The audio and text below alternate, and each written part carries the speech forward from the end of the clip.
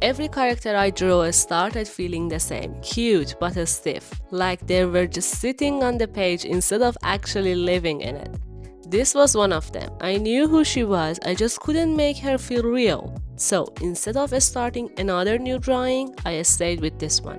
Spider-Verse Gwen, pushing the same character again and again until something finally clicked. And then this happened. Same girl, but suddenly she had energy. Well, let's start. A few days ago, I had an idea in mind to draw a girl holding a spray can, but with a new composition. As I always do, I started sketching in my sketchbook, looking at different pictures on Pinterest and drawing them on paper with colored pencils, just having so much fun. I really liked the process, but when I looked at the project at the end, I realized two things were missing. One, a good and dynamic composition. 2. A stylized character, not a realistic one. So all I drew were just cute, nothing more. Anyway, I decided to go with animation inspiration, and that was Spider-Verse. I started studying Gun's poses a bit and drawing her in different angles. The first thing that I did was draw her in standing poses from different views, front, back, and sides.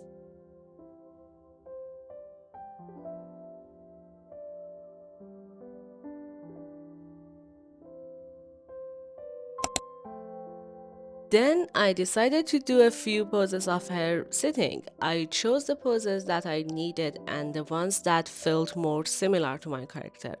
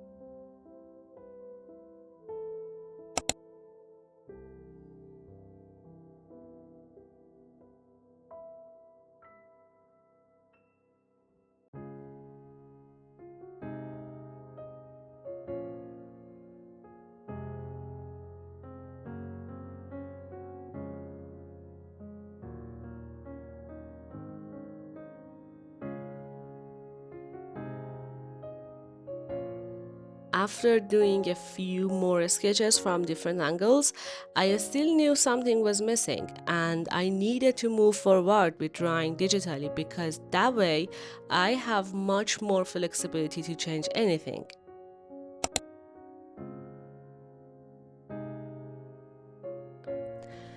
So, as you know, guys, we move on with my girl in Photoshop. I put my sketches on the left side so I could look at the ones I like more. Like this character on top here, I like her style and hair. And this one here, I like her pose. So I did my first digital attempt. I kept it loose because I just wanted to capture the vibe and create a good composition.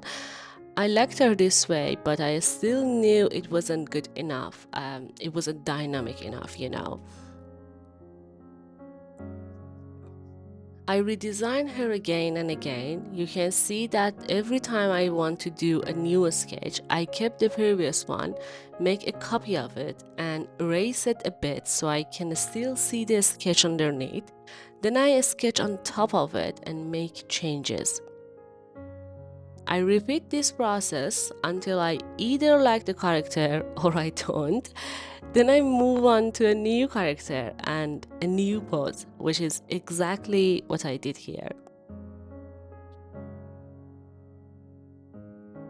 Well, this is the process, guys. You have to be patient, and this is how you study. Try to have fun during this part because if you don't, it just becomes frustrating.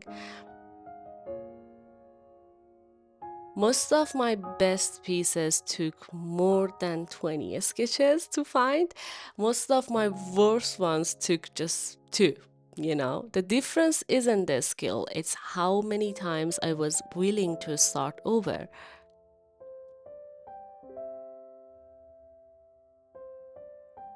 Okay, you can see that I designed her this way, and this pose feels more like she's sitting and spraying paint. I tried to make the spray can in her hand have a good perspective, closer to the camera and bigger than usual. Then I did another sketch which I liked much more, but I still needed to do another one. In each sketch, I'm learning something. The first one was in my comfort zone. The second one stepped a little outside my comfort zone. And in this one, I'm getting more confident and doing a more expressive pose. And all of that happened through so many sketches. I really like this one, and I think this is going to become something. So I took a copy of it, changed the angle of the spray can a bit, made it bigger, and I thought her legs could look better. I added more details to the jacket and hoodie, worked more on her face, and added a hat to give her more of an artist vibe.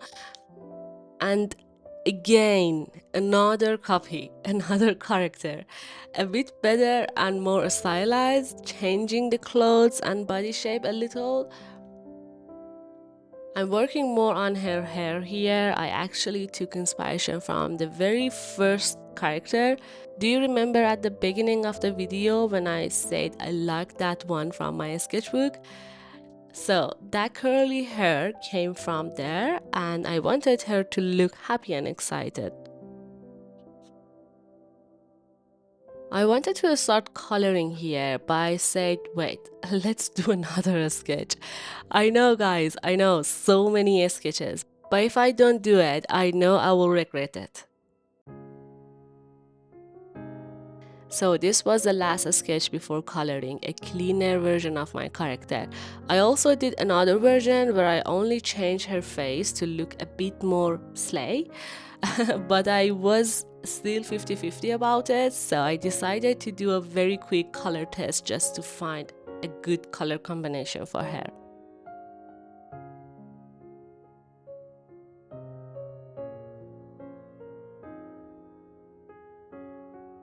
For the coloring part, I tried a few different color palettes. First, I started with pinkish orange and purple tones with dark hair, but later I changed it because I wanted her to have a lighter color palette. So I went with brown hair instead of black.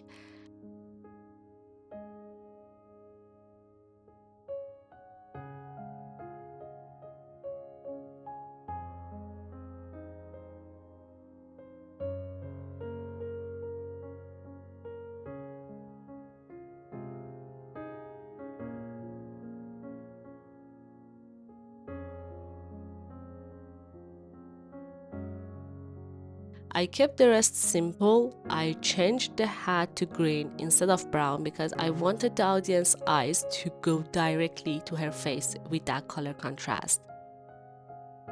And at the end, I decided to add a spray paint too, like she's painting right in front of us. I chose a textured brush and first designed it in red, which I liked it, but then I changed it to a green cyan color. Let me know which one was better, red or green. I was really 50-50 about it.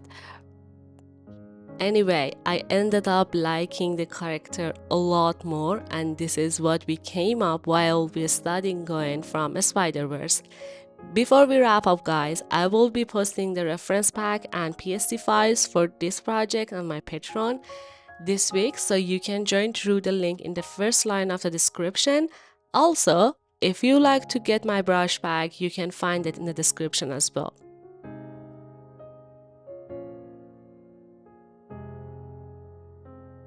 Oh, one more thing. I've been thinking a lot about my own style, and I want to start studying animations that I actually connect with.